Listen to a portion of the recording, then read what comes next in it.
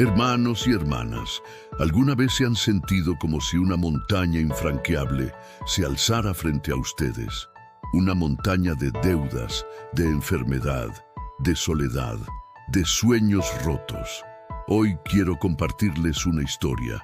No es una parábola lejana, sino un eco de la vida real. Una historia que nos recuerda que Dios nos habla hoy, aquí y ahora. Imaginen a Marcos, un hombre común, como tú y como yo.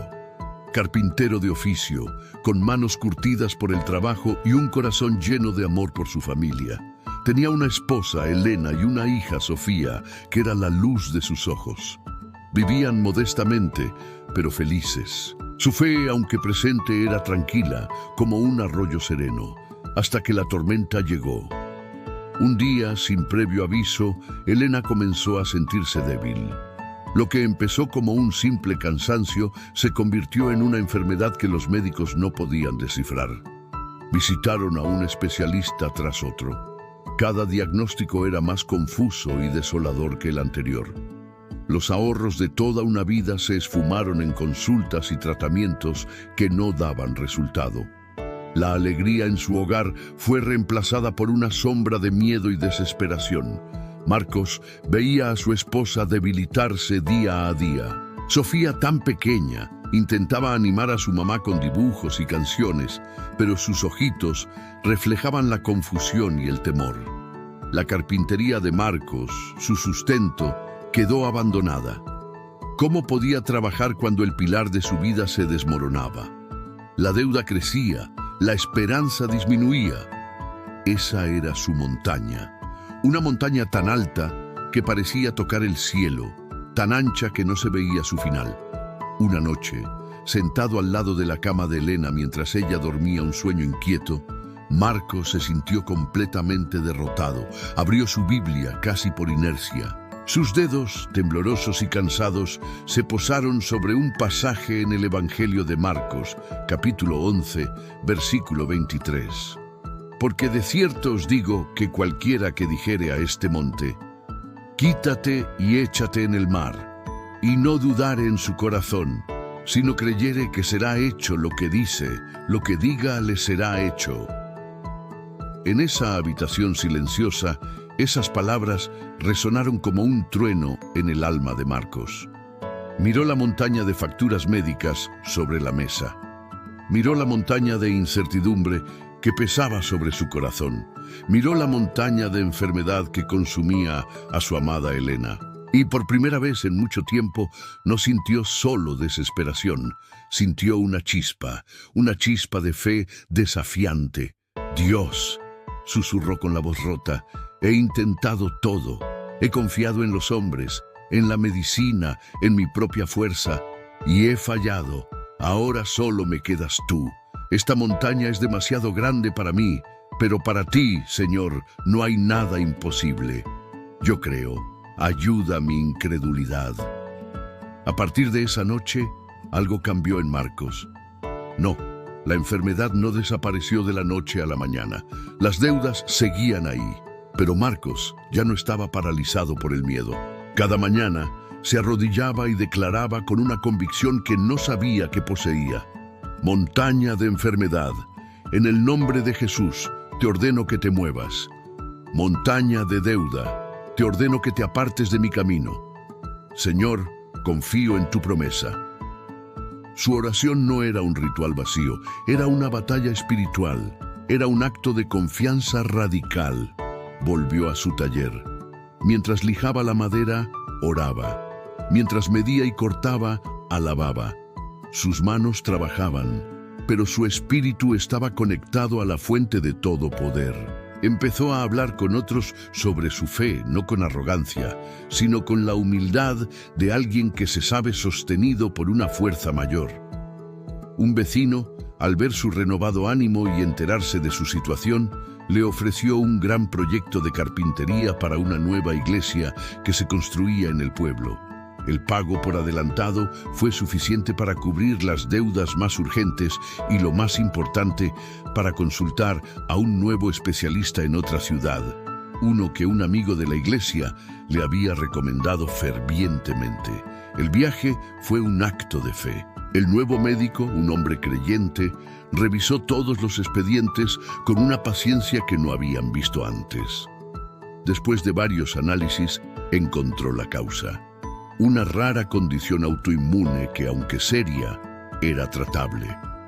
No era un milagro instantáneo en el sentido mágico, pero para Marcos era la mano de Dios moviendo las piezas de una manera que él nunca podría haber orquestado.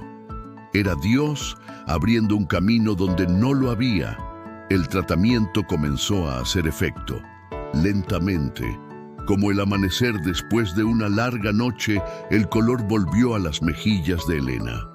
Su fuerza regresó. Un día pudo levantarse de la cama y caminar por el jardín. Lágrimas de gratitud corrían por el rostro de Marcos mientras veía a Sofía tomar de la mano a su madre, riendo bajo el sol. La montaña no desapareció en un instante. Fue movida, pieza por pieza, por la fe inquebrantable de un hombre que decidió creerle a Dios. Su fe no fue un deseo pasivo, fue una acción. Fue levantarse cada día y hablarle a su montaña. Fue trabajar con sus manos mientras su corazón confiaba. Fue creer que Dios estaba obrando incluso cuando no podía verlo. Quizás hoy tú estás frente a tu propia montaña, una montaña que te parece imposible de escalar. Dios te dice hoy, a través de esta historia, háblale a esa montaña. No dudes en tu corazón. Cree que lo que declaras en mi nombre será hecho. Tu fe no es un sentimiento, es una decisión. Es la llave que pone en movimiento el poder sobrenatural de Dios.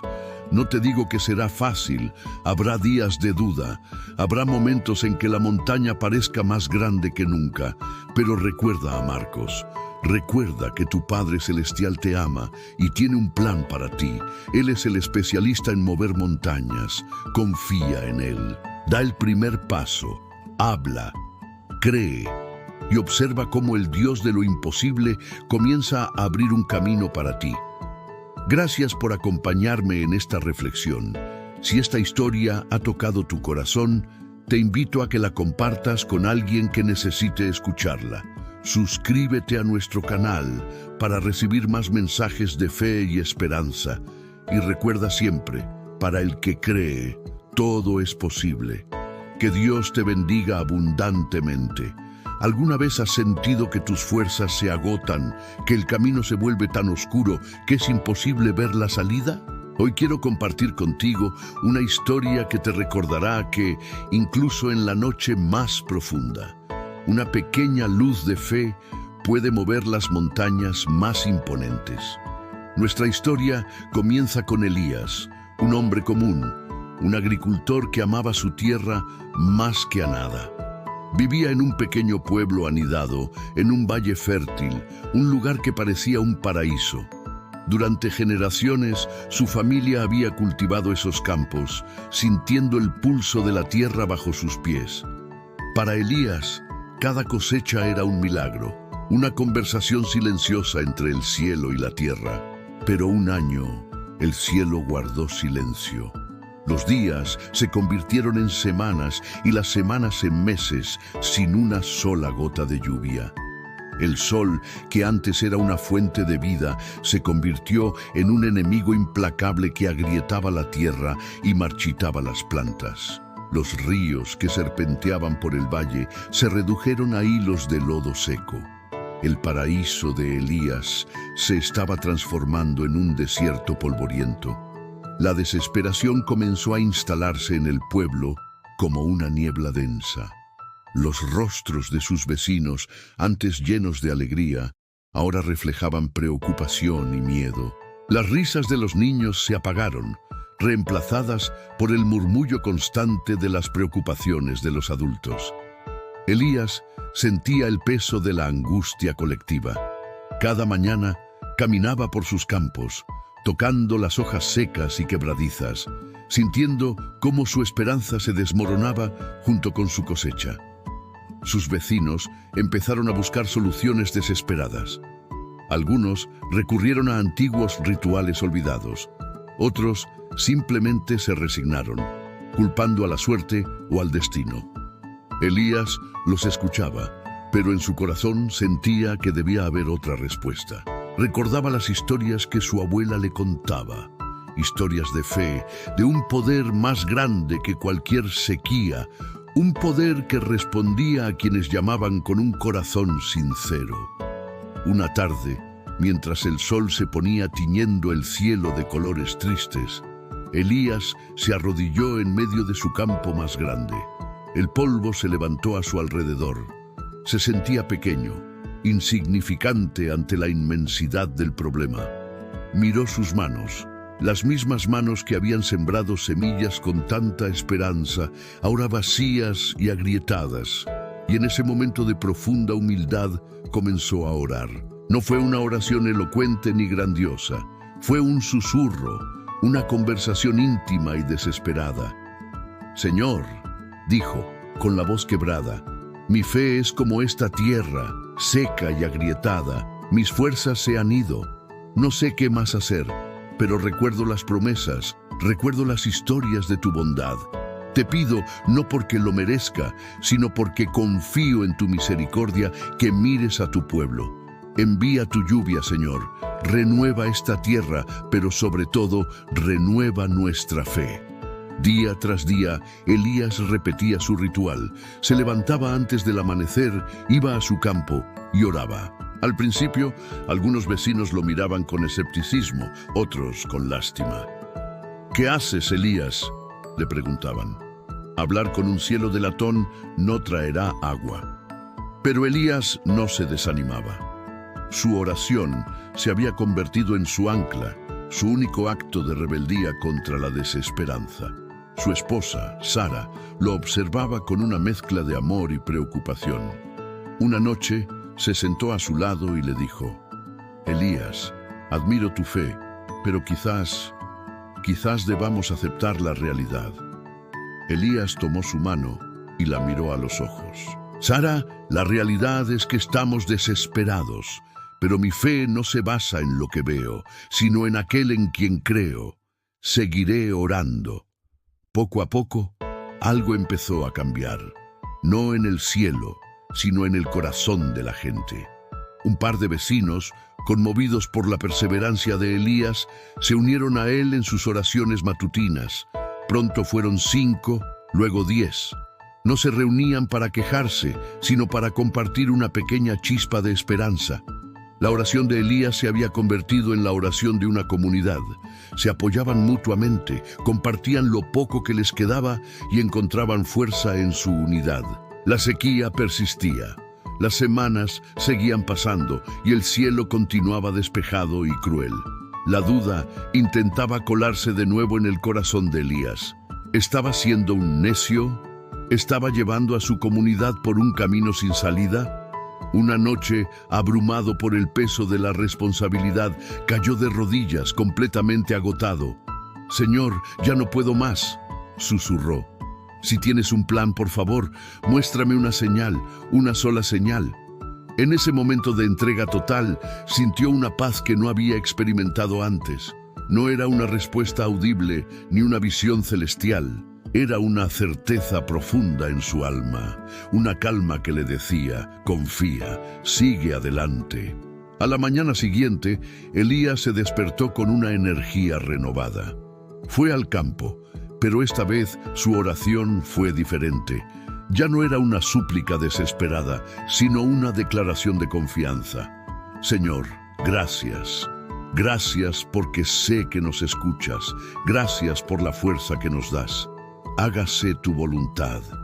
Y mientras pronunciaba estas palabras, notó algo, un pequeño punto oscuro en el horizonte. Al principio pensó que era su imaginación, pero el punto creció. Se convirtió en una mancha y luego en una nube. Una sola nube solitaria en un cielo inmenso y azul. Corrió de regreso al pueblo gritando: «¡Una nube! ¡He visto una nube!». La gente salió de sus casas, mirando al cielo con incredulidad. La nube, del tamaño de la mano de un hombre, como dice la antigua escritura, comenzó a crecer y a oscurecerse, Un viento fresco, un mensajero olvidado, comenzó a soplar, levantando el polvo y trayendo consigo el olor a tierra mojada, un aroma que creían haber olvidado para siempre. Y entonces sucedió. La primera gota cayó sobre la frente de Elías, luego otra y otra. En cuestión de minutos, un aguacero torrencial se desató sobre el valle. La gente no corrió a refugiarse, se quedaron afuera, con los rostros alzados al cielo, dejando que la lluvia lavara el polvo, el sudor y las lágrimas. Risas y gritos de alegría reemplazaron el silencio desesperado.